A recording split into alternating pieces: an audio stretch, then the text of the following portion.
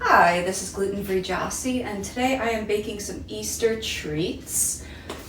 First up are lemon-thyme cookies. Now, the first time I made these, I couldn't find any lemon thyme, but I really wanted to make them, so I just kind of gave up and used regular thyme. And you know what? I really love them like that, so now I just make them with regular thyme. It is a pain in the butt to strip these little leaves down. You need a tablespoon of them for the batter, and then 2 teaspoons roughly to top them with in the icing. That's a little time consuming, but they taste so good. They're like a shortbread, and then the lemon zest makes them so bright, and this thyme leaves, they're delicious. And so they're worth the effort every now and then.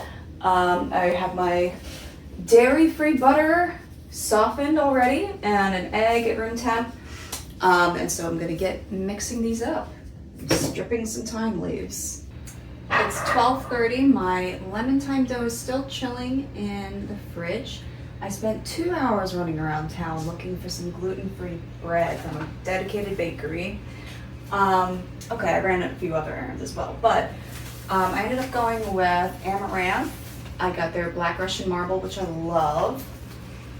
Rosemary sea salt dinner rolls, which I've not tried, but sound good to me. And they even had some hot cross buns. And so they only had 4, so I cleaned them out. And now I'm making these rainbow Italian cookies, which my sister-in-law loves.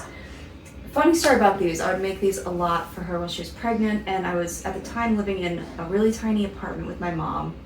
I had like this much counter space, and it was such a pain in the butt that now I associate it with being a pain in the butt.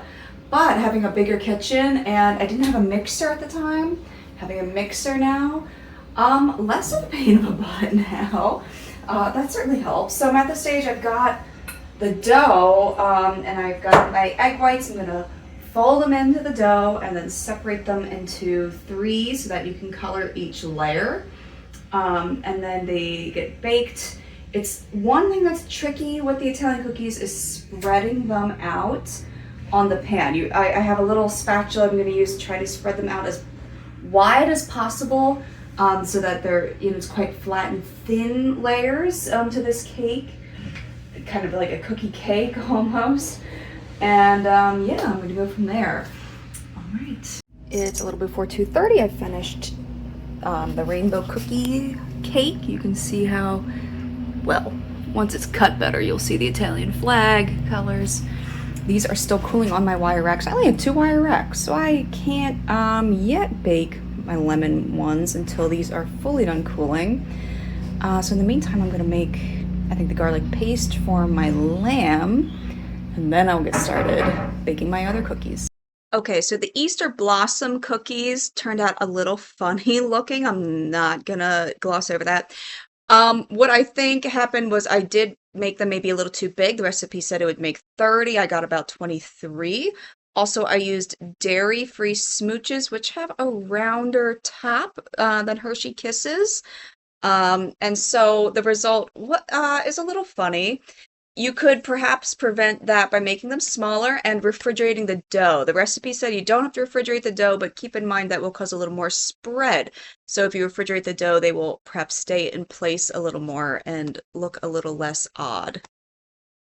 It only took about 10 minutes to get this garlic paste going. So this is going to be separated, the oil from the seasonings, and then it gets mashed up in a mortar and pestle. It's got garlic, rosemary, anchovies, and capers in it. It's very savory, excellent on roasted lamb. I make it the day ahead. That way it'll be ready to throw in the oven Easter morning.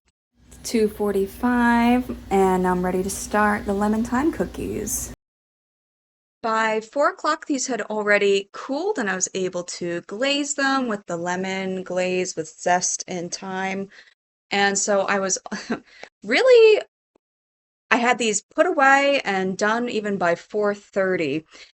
And the day before, actually, I had made these mozzarella sticks, gluten-free mozzarella sticks, and I also made a batch of gluten-free, dairy-free. since a couple of the Easter attenders could not have dairy either. Overall, I'm super pleased with how all the Easter food turned out. I also made grilled asparagus, which isn't pictured, but you know what that looks like. And you can see the cross section here of some rainbow cookies. The layers weren't perfectly even, so sometimes it looked like maybe the red was dominating, but actually had the least dough, I think.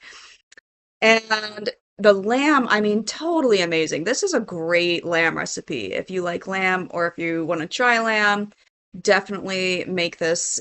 And yes, 40 cloves of garlic. It's for real. I also made the mozzarella sticks. You gotta love that pool. And I made dairy-free mashed potatoes, which were a little gummy. I would definitely prefer them with a little milk in, but you know, not bad. And then everyone can participate. And I also made a fun cocktail with preserved hibiscus flowers and champagne. Everything was really very good. And the kids, everybody said I outdid myself. And so if you would like any of these recipes, let me know and I'll be sure to put them in the comments.